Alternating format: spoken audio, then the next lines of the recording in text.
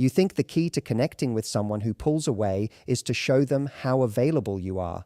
But that's exactly what makes them retreat further. When you stop chasing and start living, that's when they melt. See, the avoidant thrives when you make them the center of your emotional world. They feel important, in control, and most importantly, safe from intimacy. But the second you stop doing that and start valuing your peace more than their inconsistency, that's when they lose their grip. Most people believe that if someone starts pulling away, the best way to get them back is to lean in more. They think, if I just show how much I care, if I keep being available, if I don't give up, they'll see how much I'm worth and come closer. But when you're dealing with someone who has an avoidant attachment style, this strategy usually backfires.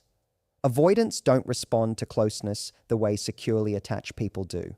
For them, intimacy often feels threatening, not comforting.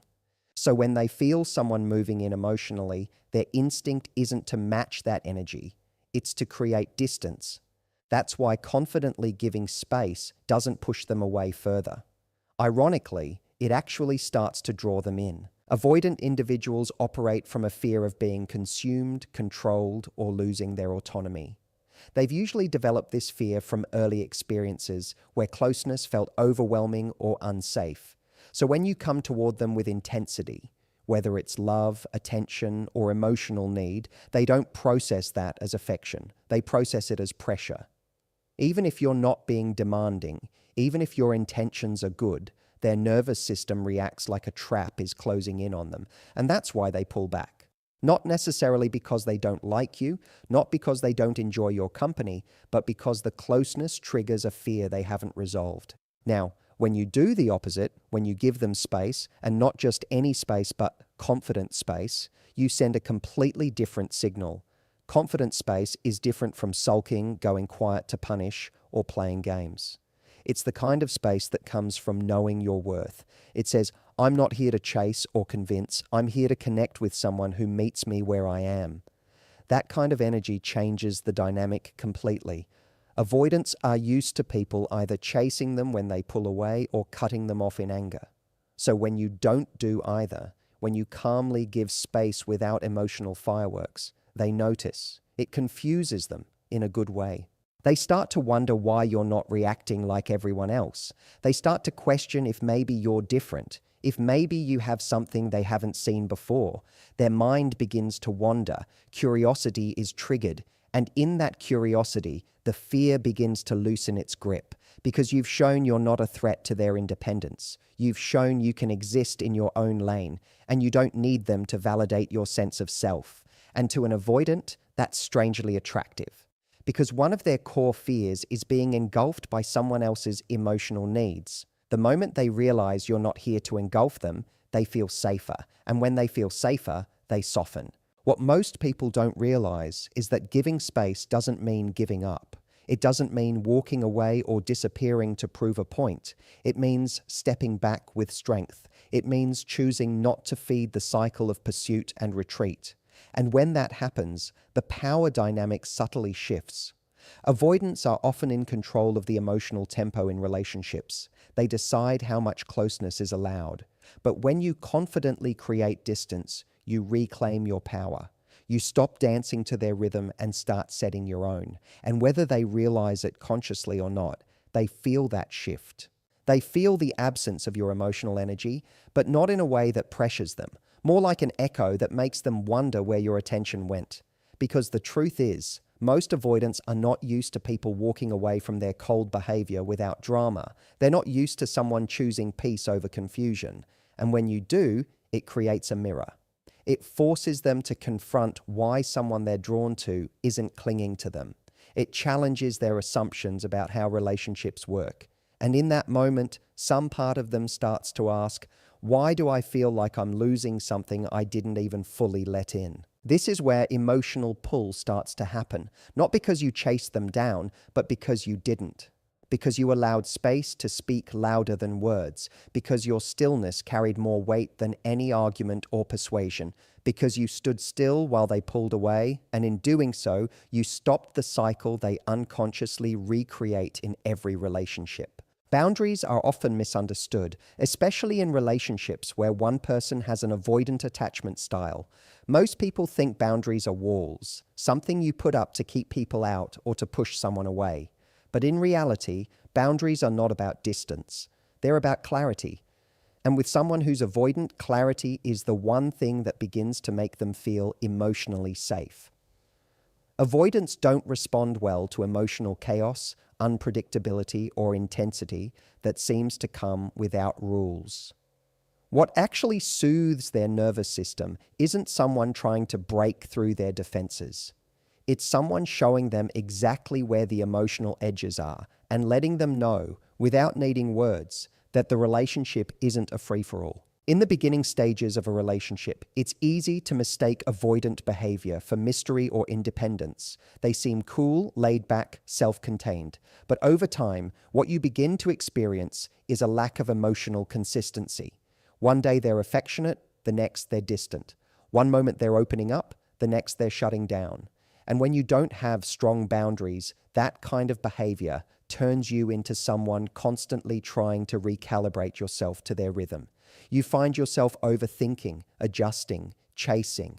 You start wondering what you did wrong, why they suddenly changed, or how to get back to that one version of them who seemed so connected.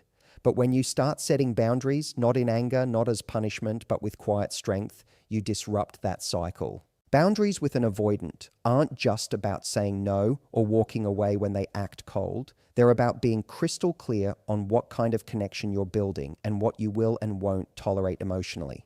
If you're always available, always forgiving inconsistent communication, always lowering your standards to accommodate their emotional withdrawal, you're not being kind. You're teaching them that emotional ambiguity is acceptable, and that's what keeps them emotionally stuck.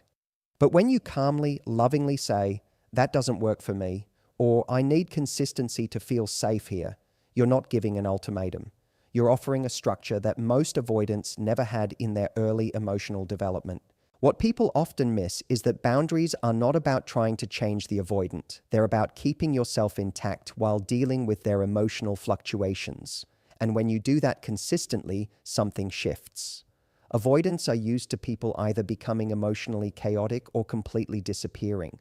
They're not used to someone staying centered, self-respecting, and emotionally present without bending over backward. That presence, that calm strength creates a space where they can relax into the connection instead of running from it.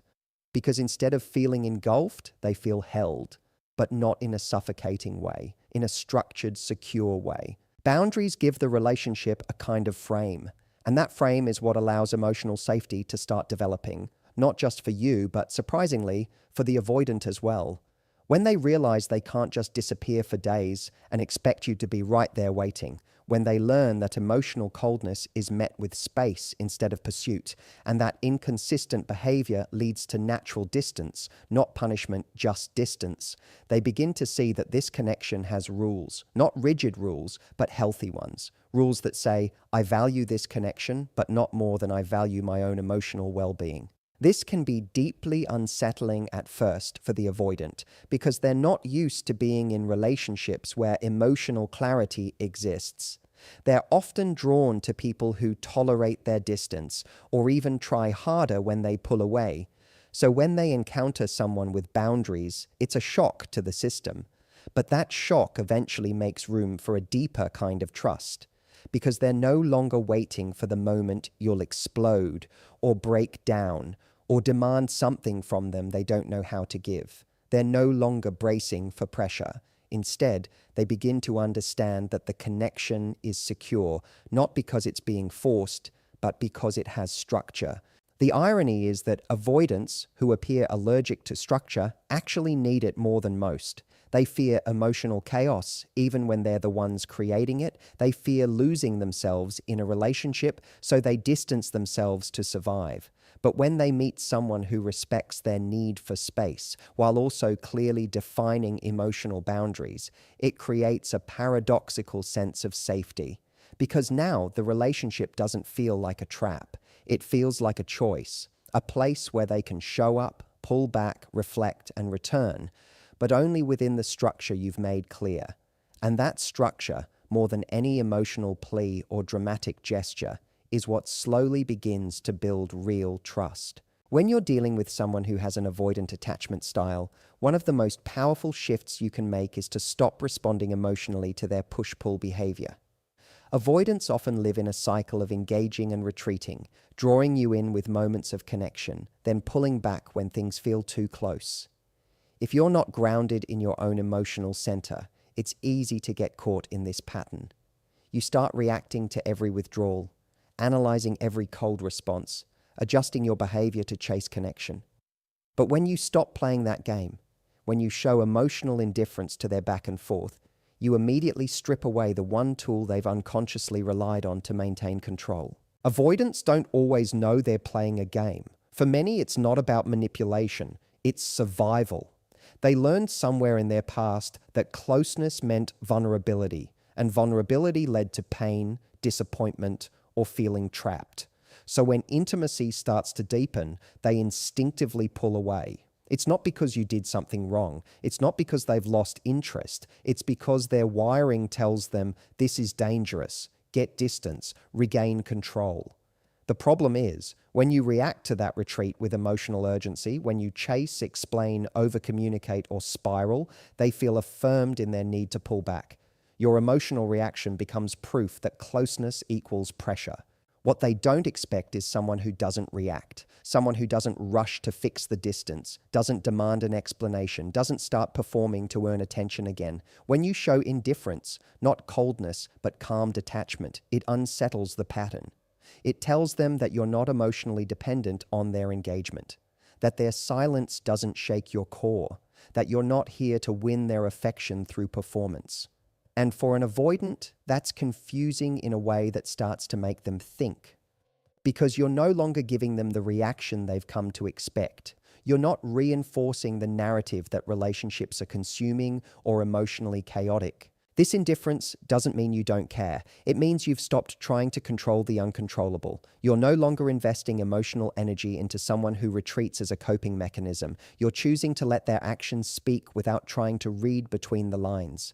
That level of emotional maturity is powerful. It sends a message. I'm here, but I'm not chasing. I care, but I won't perform. I'm open, but I won't beg. You're not matching their retreat with a counterattack. You're not trying to decode their silence. You're simply allowing space and letting them feel the absence of your reaction. And here's where the shift begins to happen. When you stop reacting to their distance, they begin to feel the weight of their own actions. They can no longer blame the tension on your emotional demands. They're left alone with the space they created. And in that space, something begins to stir. They notice the contrast between the connection they had and the emptiness that followed. They realize that your calm response didn't create drama, it created silence. And silence, for someone who's always bracing for emotional pressure, becomes a mirror. It forces them to ask themselves why someone who had every reason to panic simply chose peace. This is how emotional detachment becomes a mirror. It's not passive-aggressive. It's not manipulative.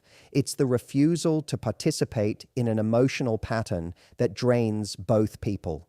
When you stop reacting, you start leading. You lead the emotional tone of the relationship. You create a space that says, this is how we do things here. We don't chase confusion. We don't reward inconsistency. We stay rooted or we walk. Avoidants are used to being the emotional thermostat in the relationship. They control how close or distant things feel. But when you stop letting them determine your emotional state, they start to notice they're not in charge of the temperature anymore.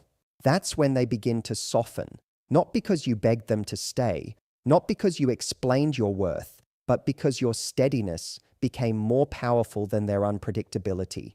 You became the anchor in a dynamic where they expected another storm. And the longer you stay consistent in your indifference to their push-pull, the more uncomfortable their games become, for them.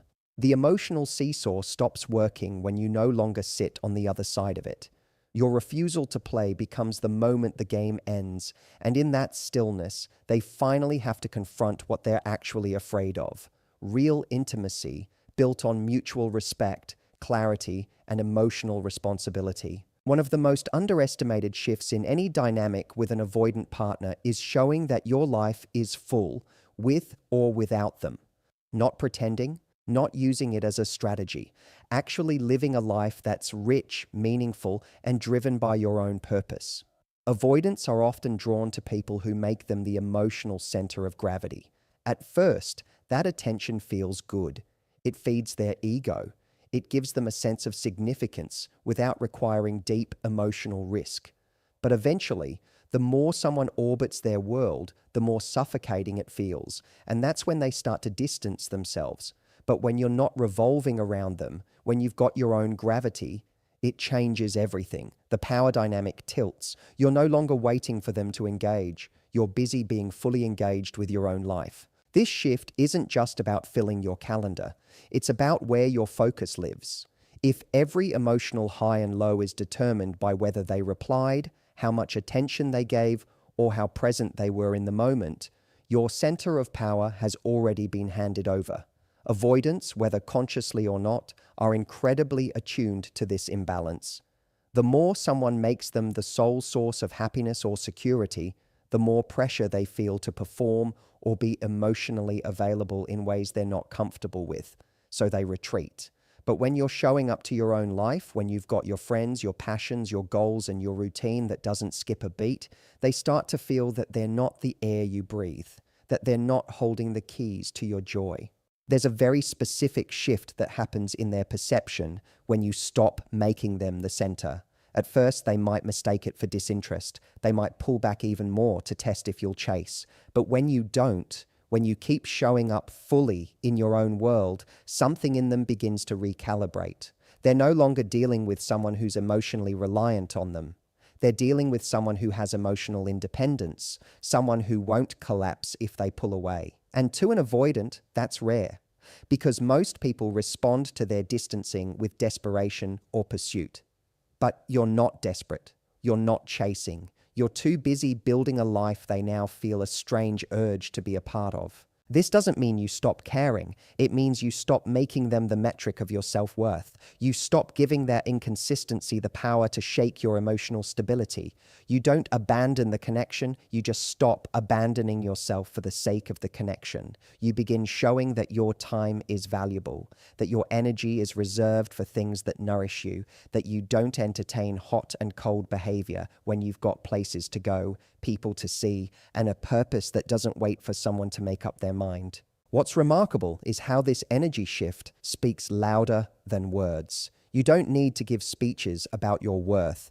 You don't need to tell them you're not waiting around. They feel it in your tone, in your timing, in the fact that you're not available at their convenience. You respond when it suits your life. You engage when there's real connection, not out of habit or fear. This level of self-containment is attractive in a way avoidants aren't used to. It challenges their assumptions. It quietly says, I want connection, but I don't need yours if it comes at the cost of mine. The irony is that the more you step into your own life, the more they feel the pull toward you.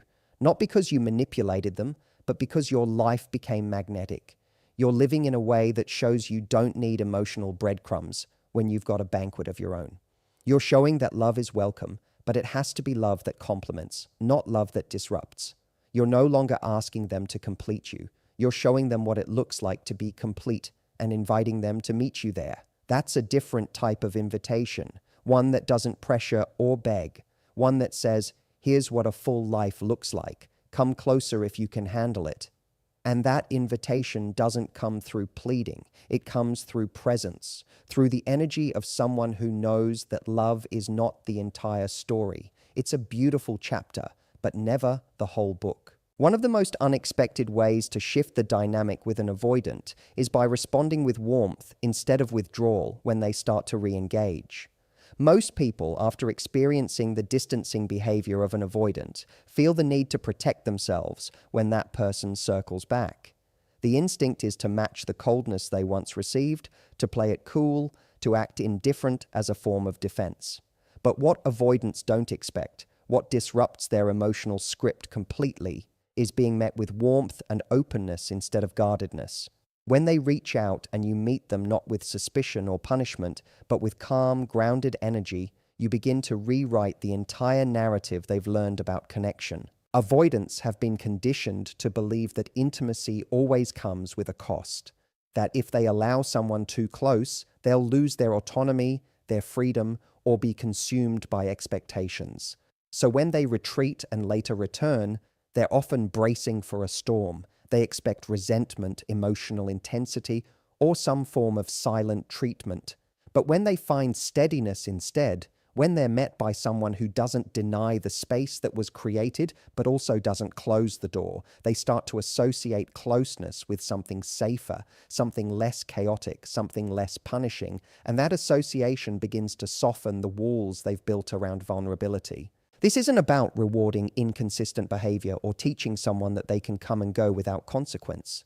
It's about showing that you're emotionally mature enough to stay grounded in your values rather than becoming reactive to theirs. You're not pretending the distance didn't happen. You're not ignoring the disconnection. But you're also not emotionally punishing someone for their fear-based coping mechanisms. That's a level of strength and self-awareness that avoidants aren't used to encountering. Because most people, understandably, try to regain power by pulling back when someone becomes unavailable. But when you've done the internal work, when you know your worth and have emotional boundaries in place, you don't need to weaponize silence. You're able to stay soft without becoming unsafe to yourself. What this does is create a sense of emotional continuity. Most avoidants have only known relationships where emotional presence is conditional, where love is offered and then taken away based on performance. When they sense that your presence isn't just another form of emotional manipulation, they begin to relax. It doesn't mean they suddenly become secure overnight, but it does begin to challenge the idea that every relationship has to be a power struggle, that every mistake leads to punishment, that every bit of emotional closeness will eventually turn into pressure. Instead, they find something unfamiliar, someone who can hold their own emotional space while still holding the door open. This requires strength. It requires the kind of strength that comes from self-possession, not control. You're not being warm because you're afraid of losing them. You're being warm because that's who you choose to be, regardless of someone else's emotional availability. You've decided that your actions are guided by values, not reactions. And that level of integrity is deeply grounding, not just for you, but for the person on the other side who spent a lifetime in emotional defense mode. They begin to experience love not as pressure or expectation, but as a steady presence. A presence that doesn't beg, chase, or collapse. A presence that also doesn't disappear just because things got uncomfortable.